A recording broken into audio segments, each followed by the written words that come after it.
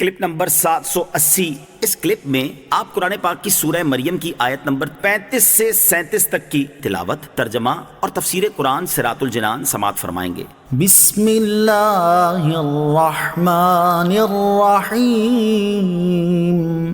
ترجمہ: اللہ کے نام سے شروع جو نہایت مہربان رحمت والا ہے۔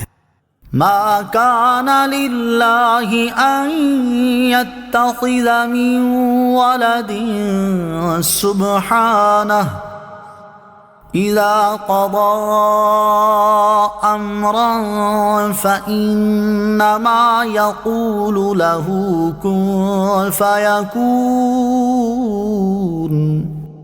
ترجمہ: اللہ کے لیے لائق نہیں کہ وہ کسی کو اپنا بیٹا بنائے، وہ پاک ہے۔ جب وہ کسی کام کا فیصلہ فرماتا ہے تو اسے صرف یہ فرماتا ہے ہو جا، تو وہ فوراً ہو جاتا ہے۔ ما کان للہ ان یتخذ من ولد، اللہ کے لیے لائق نہیں کہ وہ کسی کو اپنا بیٹا بنائے۔ اس آیت مبارکہ میں عیسائیوں کے اس عقیدے کی تردید ہے کہ حضرت عیسیٰ علیہ السلام اللہ عز و جل کے بیٹے ہیں۔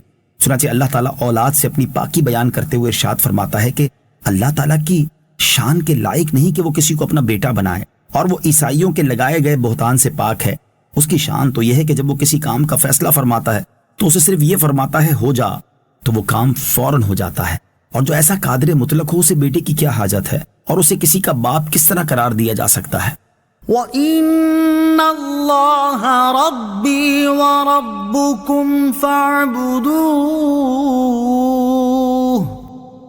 هَذَا صِرَاطٌ مُسْتَقِيمٌ۔ ترجمہ: اور عیسیٰ نے کہا بے شک اللہ میرا اور تمہارا رب ہے، تو اس کی عبادت کرو، یہ سیدھا راستہ ہے۔ وَإِنَّ اللَّهَ رَبِّي وَرَبُّكُمْ، اور بے شک اللہ میرا اور تمہارا رب ہے۔ اس آیت میں مذکور کلام حضرت عیسیٰ علیہ السلام کا ہے۔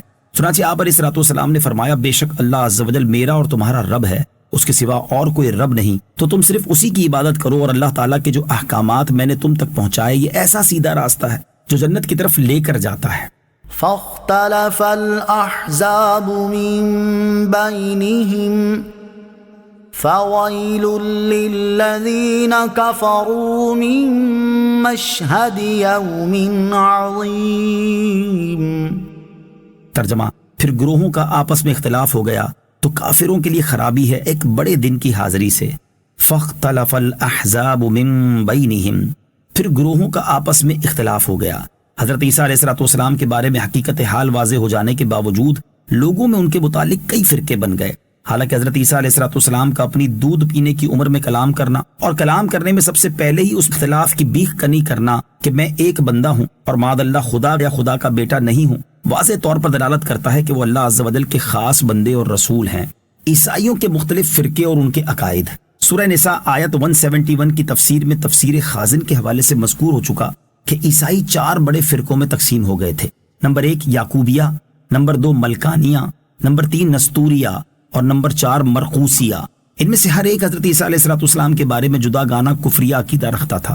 یعقوبیہ اور ملکانیہ حضرت عیسیٰ علیہ السلام کو خدا کہتے تھے، نستوریہ حضرت عیسیٰ علیہ السلام کو خدا کا بیٹا کہتے تھے، جبکہ مرقوسیہ فرقے کا عقیدہ یہ تھا کہ وہ 3 میں سے تیسرے ہیں۔ اور اس جملے کا کیا مطلب ہے، اس میں بھی ان میں اختلاف تھا۔ بعض 3 اقنوم یعنی وجود مانتے تھے اور کہتے تھے کہ باپ، بیٹا، روح القدس 3 ہیں، اور باپ سے ذات، بیٹے سے حضرت عیسیٰ علیہ السلام، اور روح القدس سے ان میں حلول کرنے والی حیات مراد لیتے تھے۔ گویا ان کے نزدیک الہ 3 تھے اور اس 3 کو ایک بتاتے تھے۔